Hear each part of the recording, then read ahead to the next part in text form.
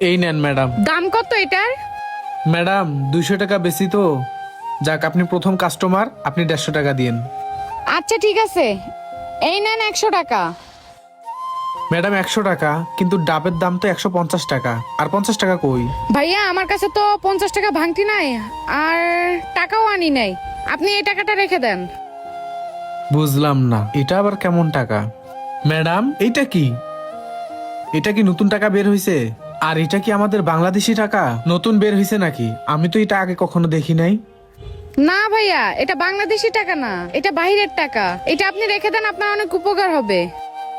কি বলেন ম্যাডাম, বিদেশি টাকা তো আমাদের দেশে চলে না, আর এই টাকা দিয়ে আমি কি করব? মনে হয় না আমার কোনো উপকারে আসবে। ভাইয়া আপনার দোকানে তো অনেক লোক আছে, কাউকে দিয়ে দিয়েন। আর যদি কেউ না নেয়, আপনার দোকানে তো আমি রেগুলার আসি, আমি কালকে এসে নিয়ে যাব। আচ্ছা ঠিক আছে ভাইয়া, থাকেন, আসি। কি আজব একটা নোট, এটা তো আগে আমি কখনো দেখি নাই। যাই হোক, যদি না চলে ম্যাডাম আসলে ম্যাডামকে দিয়ে দেব। স্যার এই নেন 50 টাকা। কত হয়েছে আমার বিল? স্যার আপনার বিল হয়েছে 150 টাকা, আপনি 200 টাকার নোট দিছিলেন না, এখানে 50 টাকা আছে, এটা আপনাকে দিলাম। আরে কি ব্যাপার, এই টাকা আবার ওনার কাছে কিভাবে আসলো? এই, এটা তো আমাদের দেশের টাকা না, এটা তো বাইরের কান্ট্রির টাকা। এই টাকা দিয়ে আমি কি করব? স্যার সকাল থেকে আমার দোকানে বেশি একটা কাস্টমার আসে নাই, আর আমার কাছে তেমন ভাঙতি টাকাও নাই। একটা ম্যাডাম আসছিল, উনি বলছে টাকাটা চলবে, এজন্য আপনাকে দিলাম। কি বলতেছো? এটা তো বাইরের দেশের দেরহাম। বুঝলাম না, এটা কোনো ম্যাডাম তোমাকে দিয়ে যাবে? আর ভাই আপনি জানেন এই টাকাটার দাম কত আছে? বাংলাদেশের টাকায় 10,000 টাকা। কি 10,000 টাকা? কি যে বলেন স্যার! স্যার আপনি আমার সাথে মজা করতেছেন আমি গরিব বলে? আরে আমি কেন তোমার সাথে মজা করব? আর তুমি এটা নিয়ে মানি এক্সচেঞ্জে গেলে 10,000 টাকা পাবা। আর আমার তো মনে হয় না তুমি তোমার ব্যবসা রেখে যেতে পারবা। কি বলেন স্যার? এক্সচেঞ্জার, মানি এক্সচেঞ্জার, এটা আবার কি? আচ্ছা বুঝতে পারছি ভাই, এগুলো নিয়ে আপনার কোনো ধারণা নেই। একটা কাজ করেন, এইটা আপনি আমাকে দিয়ে দেন, আর আমার কাছে 10,000 টাকা আছে, সেটা আমি আপনাকে দিয়ে দেই। 10,000-এ দেবো, কিন্তু বেশি দিতে পারবো না। ঠিক আছে স্যার। কি বলে এক্সচেঞ্জার ফ্যাক্সেঞ্জার, আমি তো এসব বুঝি না, তবে আপনার কাছে যা আছে আমাকে দিয়ে যান। আচ্ছা ঠিক আছে, এই যে নেন, এখানে 10,000 টাকা আছে, এটা রেখে দেন। স্যার সত্যি আমার এতগুলো টাকা দিতেছেন একটা নকল টাকার জন্য? আরে ভাই, এটা নকল টাকা না, এটা বাইরের কান্ট্রির আসল টাকা। এই টাকাতে আমারও কিছু লাভ আছে। থাকেন তাহলে আপনি, আমি যাই। আসতেছি। অনেক লেট হয়ে আর এ যাইতেছে, সময়- এখনো আসতেছে না। ওই তো চাঁদনি।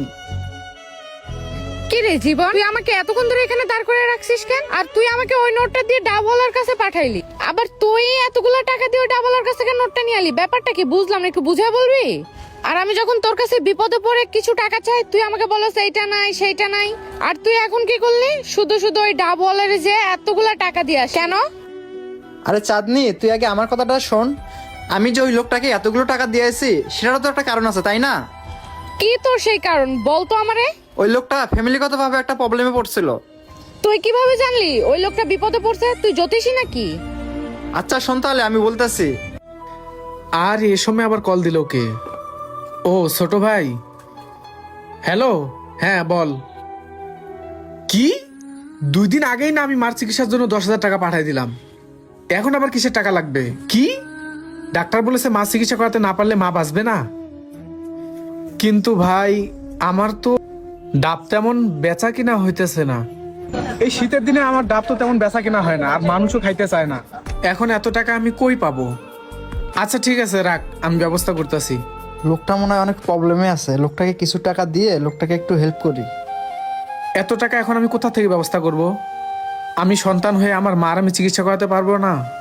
হে আল্লাহ, তুমি একটা ব্যবস্থা করে দিও। এবার তাহলে বুঝছো চাঁদনি, ওই লোকটাকে আমি কেন এতগুলো টাকা দিয়েছি? ওই লোকটা যখন তার মায়ের কথা ভাবতেছিল, তার চোখ দিয়ে পানি অঝরে পড়তেছিল, সেটা আমি সহ্য করতে না পেরে ওনাকে এতগুলো টাকা দিয়েছি। চাঁদনি, তুই জানিস ওনার ডাবের দোকানে তো অনেক কাস্টমারই আসে, কিন্তু কোনো সময় সে কোনো কাস্টমারের কাছ থেকে 10 টাকা চাইয়া নেয় না, যে ভাই আমার মা অসুস্থ, চিকিৎসার জন্য 10টা টাকা দেন। তাই আমি প্ল্যানিং করে এই কাজটা করছি, যাতে করে সে ওই টাকাগুলো দিয়ে তার মায়ের চিকিৎসা করাতে পারে। সবই বুঝলাম। আর তুই যে দেড়হামটা দিছস, ওইটা তো বাংলাদেশি টাকায় 200 টাকা। তাহলে তুই 10,000 টাকা কেন দিয়ে আসলি? আরে পাগলি, এটা তো শুধু তুই আর আমিই জানি, অন্য কেউ তো জানে না।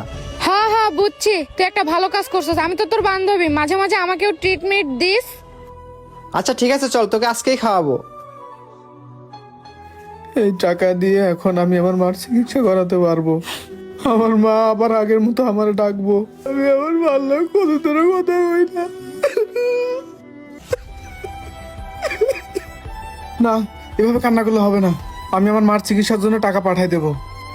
ভাই একটু দোকানটা দেখো তো, আমি আসতেছি।